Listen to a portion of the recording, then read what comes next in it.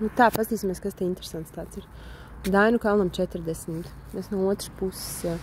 Etnogrāfiskā un folkloras kopu koncerta Mazā līgatniete un Dainu kalnu koncertā 91. gadā. Mazā līgatniete.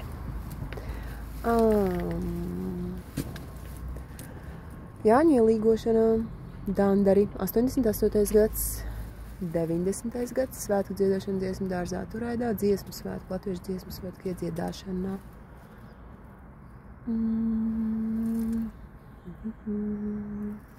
91. gads, 3 jaunas māsas, Balvu rajona Beņislavas etnogrāfiskais ansamblis, pie skulptūras 3 jaunas māsas. Es jums nezināju, ka tas ir 3 jaunas māsas. Kā es ar savām māsiņām 3. 91. gads, Senlēja koncerta.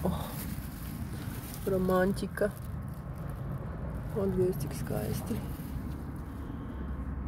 Ansamblis Rencānu ciema 87. gadā. 87. gads. Dainu kalnā ir izskanējuši simtiem koncertu, uzstājoties etnogrāfiskajām un folkloras kopām no visas Latvijas novadiem, daudzām pasaules valstīm. Vasaras etnogrāfiskie koncerti Turaidā 80. gada beigās, 90. gada sākumā notika katru nedēļas nogali.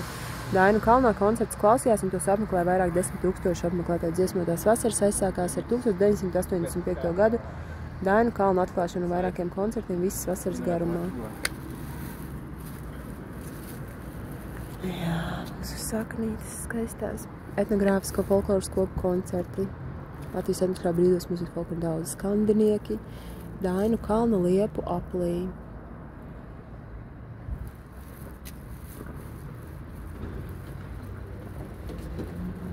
Pie skulptūras dziesmu tēvs.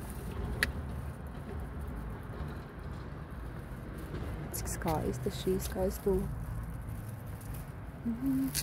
Santa Krusas de la Palmas tautas deju ansamblis. Tā, ieskatām pietiks.